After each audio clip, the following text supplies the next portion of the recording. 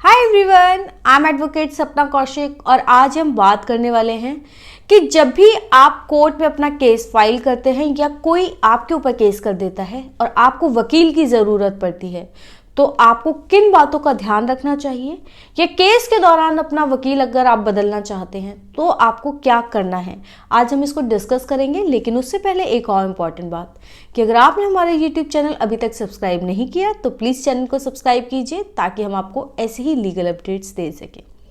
अक्सर लोगों का सवाल आता है कि हमारा वकील काम सही से नहीं कर रहा है, डेट पे डेट लगती जा रही है, कोर्ट में केस लंबा खिंचता चला जा रहा है, अभी तक कुछ रिजल्ट्स नहीं मिल रहे हैं, या हमारा वकील दूसरी पार्टी के साथ मिल चुका है, वो हमें चीट कर रहा है। ऐसे सवाल अक्सर लोगों के आते हैं, तो हम क्या कर सकते हैं। तो जब भी आप अपना केस कोर्ट में फाइल करते हैं, वकील चुनते हैं, तो ये कुछ बातें हैं जो आपको हमेशा ध्यान रखनी चाहिए कि जब भी आप वकील चुने तो ध्यान रखें कि आपका केस जिस भी फील्ड से है आप उसी फील्ड की नॉलेज रखने वाले लॉयर को सेलेक्ट करें। जैसे कि अगर आपका केस मान लीजिए चेक बाउंस का है तो आप उन्हीं वकील से आपको चुने, उसी लॉयर को अपॉइंट करें जो 138 यानी नेगोशिएबल इंस्ट्रूमेंट के चेक बाउंस के केसेस को देखते हैं। अगर आपको डिवोर्स केस है तो आप उन्हीं लॉयर को अपॉइंट करें जो फैमिली मैटर्स में प्रैक्टिस करते हैं। ऐसा नहीं है कि आपका क्रिमिनल केस है और आपने किसी ऐसे लॉयर को, ऐसे एडवोकेट को अपॉइंट कर दिया जो प्रैक्टिस करते हैं सिविल साइड में, लेकिन क्योंकि सिर्फ आपके जानकार हैं, आपसे फीस कम ले रहे हैं, इसलिए आप उनको अपना क्रिमिनल केस दे दें। तो जिसको जिस फील्ड की नॉलेज है आप उसी फील्ड के एडवोकेट को अपना अपॉइंट करें, क्योंकि जैसे डॉक्टर्स अलग अलग होते हैं उसी तरीके से हर वकील की एक अलग प्रैक्टिस होती है। कोई फैमिली मैटर्स में डील करता है, कोई टैक्सेशन के केसेस देखता है, कोई 138 के केसेस देखता है, कोई प्रॉपर्टी के केसेस देखता है। सेम उसी तरीके से जैसे डॉक्टर्स अलग अलग होते हैं, तो जिस फील्ड का आपका केस है उसी फील्ड के लॉयर को चुने। ये देखें, ऐसा ना करें कि आप सिर्फ एज देख के, कई बार ऐसा होता है कि यंग लॉयर्स के पास भी बहुत अच्छी नॉलेज होती है, वो अच्छे कॉलेजेस से पास आउट होते हैं, पढ़ते ज़्यादा हैं या फिर उनको एक्सपोजर ज़्यादा मिला होता है, उनको नॉलेज अच्छी होती है। तो नॉलेज देखकर आप अपना केस किसी भी एडवोकेट को दें, ना कि ये देख के कि किसी की एज 60 साल है तो हो सकता है आपको लगे कि उसके पास नॉलेज ज़्यादा है। ऐसा नहीं है। यंग लॉयर्स भी आपका केस बहुत अच्छे से लड़ सकते हैं क्योंकि उनके पास एनर्जी होती है, उनके पास नॉलेज होती है, लेटेस्ट वो पढ़े होते हैं, उनके पास भी अच्छा खासा नॉलेज होती है। आई एम नॉट सेइंग कि जो एजेड लॉयर्स हैं, जो सीनियर लॉयर्स हैं, उनके पास नॉलेज कम है, ऐसा नहीं है। बट सिर्फ एज के क्राइटेरिया पे आप किसी लॉयर को अपॉइंट ना करें कि आपको ये लगे कि हाँ वो वकील साहब तो 50 साल का उनका एक्सपीरियंस हो गया या 30 साल का एक्सपीरियंस है, ये यंग लॉयर है, हम इसको केस नहीं देंगे। हो सकता है कंपैरेटिवली यंग लॉयर के पास केसेस, नंबर ऑफ केसेस उन्होंने कम लड़े हों कोर्ट में, लेकिन हो सकता है उनके पास नॉलेज अच्छी हो। तो सिर्फ एक एज क्राइटेरिया पर अपना केस कभी भी किसी लॉयर को ना दें। तीसरी सबसे इंपॉर्टेंट बात यह है कि जिस भी लॉयर को आप दे रहे हैं केस, ये देख लें कि ऐसा तो नहीं है कि उनके पास इतने सारे नंबर ऑफ केसेस हैं कि वो आपके केस को ढंग से टाइम ही नहीं दे पा रहे और कोई जूनियर लॉयर या क्लर्क जाकर वहाँ पर डेट लेके आ रहा है। तो ये भी एक चीज़ है कि किसी भी ऐसे लॉयर के पास सिर्फ इसलिए नहीं चली जाइए कि उनका नाम ज़्यादा है, उनके पास बहुत नंबर ऑफ केसेस हैं। ये भी देखिए कि क्या वो पर्सनली आपका केस परस्यू कर पा रहे हैं। सिर्फ इसलिए कि उनका नाम ज़्यादा है आप अपना केस उनको ना दें। ये देखें कि वो आपके केस के ऊपर टाइम भी दें। एक चीज़ जो क्लाइंट के हैंड पे गलती होती है वो ये होती है कि वो अपने एडवोकेट को फीस नहीं पे करना चाहते। तो जैसे कि आपको अपनी सैलरी टाइम पर चाहिए होती है तभी आप अपना काम करते हैं, तो सेम वे एडवोकेट्स का भी ये एक प्रोफेशन है, वो इसी से अपना घर चलाते हैं, तो उनको भी अपनी फीस चाहिए होती है। तो आप अगर लॉयर को, अपने एडवोकेट को टाइम पर फीस नहीं देंगे तो उनका इंटरेस्ट आपके केस में कम हो जाता है। डेफिनेटली सी बात है, ये बड़ा ऑब्वियस सी चीज़ है कि अगर आप उनको फीस नहीं देंगे तो वो आपका काम नहीं करेंगे, आपके काम को लटकाएंगे। तो आप भी अपनी फीस टाइम पर, जैसे डॉक्टर को डॉक्टर की फीस देते हैं, कोई सामान लेने जाते हैं तो वहाँ पर आप पैसा देते हैं, ऑन द सेम वे आप अपने एडवोकेट को टाइम पर फीस दीजिए, उनसे डिस्कस करिए कि आपका बजट इतना है, आप इतनी फीस पे कर सकते हैं। अगर उनको लगता है कि वो उस फीस में आपका काम कर सकते हैं तो वो करेंगे, नहीं तो आप कोई दूसरा लॉयर देख सकते हैं। पर आप ये पहले प्रॉमिस कर दें कि आप उनको फीस देंगे, आप उनको अपॉइंट कर लें, वो आपका काम कर दें, और उसके बाद आप उनको फीस नहीं देते तो फिर वो आपके काम में इंटरेस्ट नहीं लेते। इसलिए आप उनको टाइम पर उनकी फीस दें और वो पहले से ही डिसाइड कर लें कि वो क्या फीस लेंगे।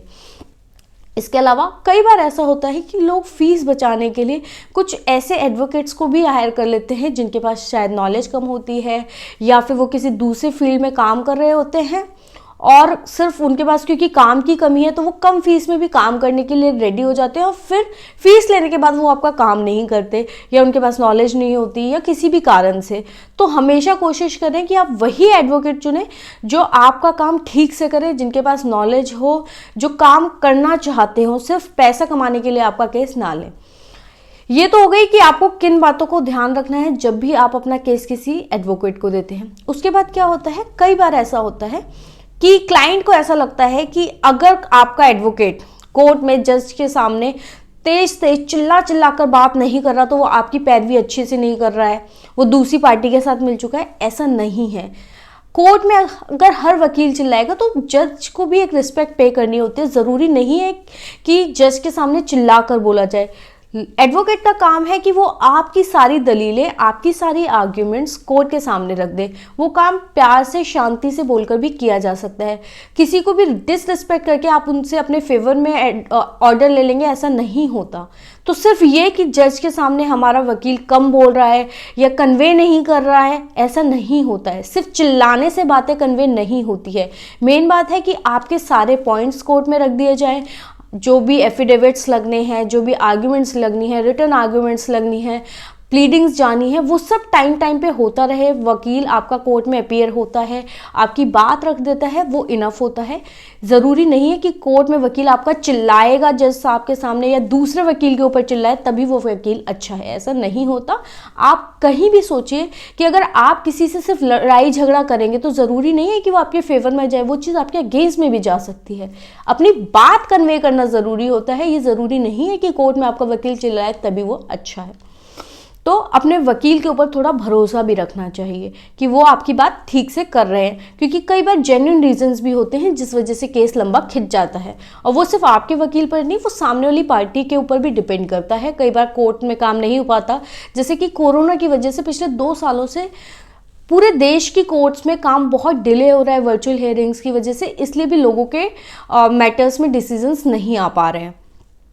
उसके बाद अगर आप लोग अक्सर ये भी सवाल उठाते हैं कि हमारे वकील साहब दूसरी पार्टी के साथ मिल गए हैं इसलिए ऑर्डर्स नहीं हो पा रहे। आई अग्री कि कुछ केसेस में ऐसा हो जाता है जहां पर वकील दूसरी पार्टी के साथ मिल जाते हैं, लेकिन सारे केसेस में ऐसा नहीं होता। कई बार जेन्युइन रीजंस भी होते हैं। तो आपको भी अपना केस कोर्ट में फॉलो करना चाहिए। हर डेट पर कोर्ट में जाइए, वकील साहब के साथ डिस्कस करिए कि आपके कोर्ट में क्या हो रहा है, कोर्ट में केस में आपका क्या चल रहा है, आपके पार्ट में क्या कमी है, कोई एविडेंस देना है, कोई क्रॉस एग्जामिनेशन चल रहा है, क्या चल रहा है, लास्ट डेट पर क्या ऑर्डर्स हुए, वो आपको भी फॉलो अप करना चाहिए। उसके अलावा कि अगर वाकई अब आप कोर्ट में अपना वकील बदलना चाहते हैं तो आपको क्या करना होगा। सबसे पहली बात, आप कोर्ट में कभी भी चाहें तो अपना वकील बदल सकते हैं किसी भी स्टेज पे। ये आपका राइट है कि जब भी आप वकील बदलना चाहेंगे आप वकील बदल सकते हैं। इसके लिए आपको क्या करना होगा, अपने वकील से, जो भी आपके वकील हैं पुराने, उनसे आपको अपने कोर्ट केस की फाइल लेनी है, सारे ऑर्डर्स लीजिए और उनसे एक एनओसी लीजिए कि जिसको कहते हैं कि उनको कोई आपत्ति नहीं है। आप दूसरा वकील लगाना चाहते हैं, अपना केस किसी और वकील को देना चाहते हैं, वो एनओसी इशू कर देंगे, आपकी कोर्ट केस फाइल आपको दे देंगे, सारे ऑर्डर्स दे देंगे और आप दूसरे वकील से वकालतनामा साइन करवा कर वो वकील जो आप न्यू अपॉइंट कर रहे हैं वो कोर्ट में अपना वकालतनामा लगा देंगे। लेकिन कई केसेस में ऐसा होता है कि क्योंकि आपने वकील को फीस नहीं दी या किसी और कारण से आपका वकील के साथ मनमुटाव हो गया तो वो आपको एनओसी देने से मना कर सकते हैं। तो आप ऐसे केसेस में क्या कर सकते हैं, आप कोर्ट से अपनी सर्टिफाइड कॉपीज ऑर्डर्स की ले सकते हैं, अपनी पूरी फाइल कोर्ट से भी सर्टिफाइड कॉपीज के रूप में ले सकते हैं। इसके अलावा कोर्ट में एक एप्लीकेशन लगा के वहाँ पर बता सकते हैं कि किन रीज़न से आपके वकील साहब ने एनओसी इशू नहीं की, और वहाँ पर दूसरे वकील का वकालतनामा लग जाएगा और इस तरीके से आप कोर्ट में अपना वकील बदल सकते हैं। तो ये सारी चीज़ें आपको हमेशा ध्यान में रखनी है और थोड़ा अपने वकील के ऊपर ट्रस्ट करना है और खुद से भी कोर्ट केस को फॉलोअप में लेना है। आपको ये वीडियो कैसा लगा और आप किन और मुद्दों पर वीडियोस चाहते हैं, प्लीज़ कमेंट सेक्शन में बताएं।